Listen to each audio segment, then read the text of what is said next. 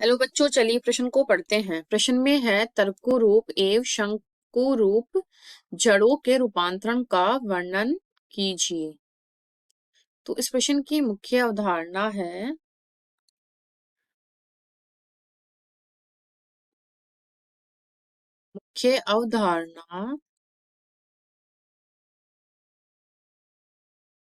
जड़ पादपों में आकार रेखी। पादपों में आकार रेखी। आकार रेखी तो पादपों की आकार रेखी में हम पादप के विभिन्न भागों का अध्ययन करते हैं। तो अब देखिए जड़ क्या होता है। ये पादप का भूमिगत भाग होता है। भूमिगत भाग। तो एक हम बीज की संरचना बनाते हैं। तो ये है बीज की संरचना। तो इसका बीज जो है दो भागों में विभक्त होता है। एक है मूलांकुर। मूलांकुर जिससे जड़ का निर्माण होता है। और एक होता है परांकुर। ये है परांकुर वाला भाग। इससे किसका निर्माण विकास होता है। इससे तना का विकास होता है। तो ये जड़ क्या है, एक भूमिगत भाग है। और ये किससे विकसित होती है, मूलांकुर। मूलांकुर भाग से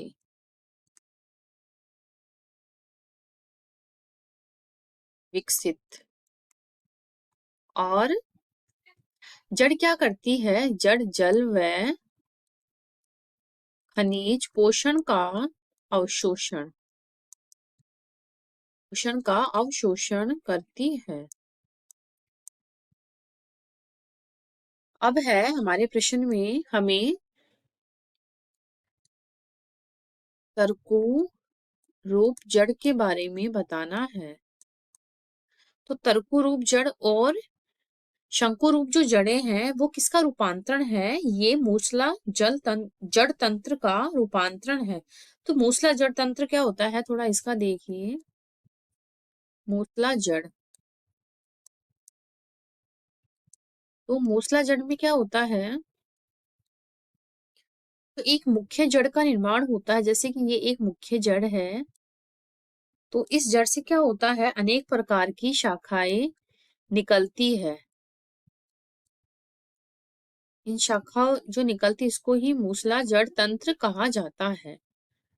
मुख्य शाखा से, मुख्य जड़ से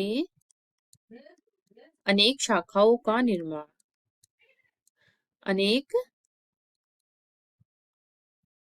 शाखाओं का निर्माण क्या कहलाता है, मूसला जड़ कहलाता है। अब इसके अंदर देखिए,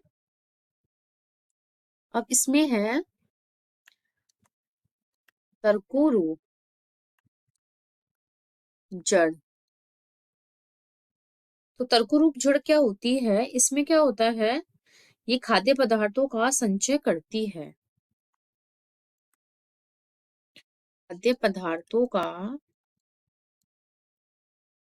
संचय।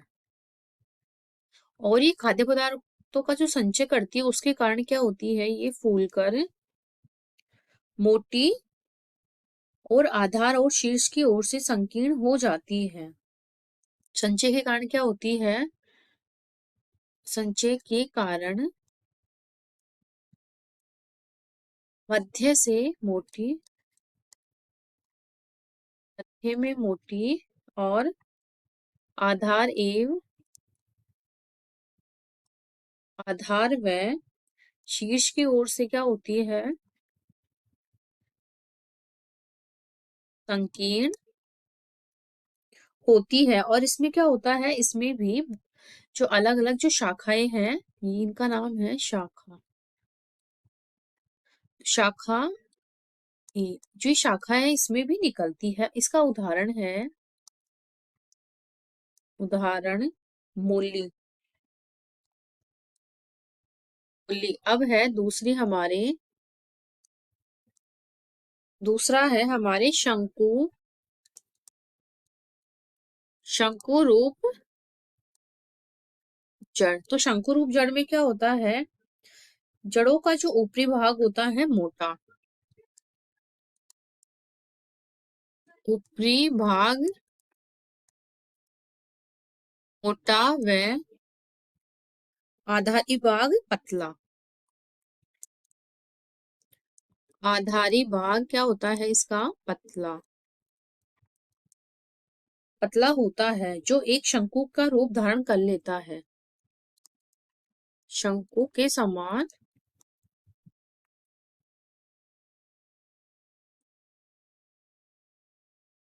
लगता है। उदाहरण है गाजर।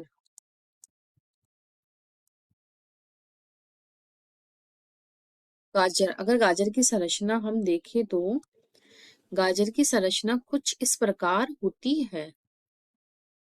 ये है, इस प्रकार से एक गाजर की संरचना होती है।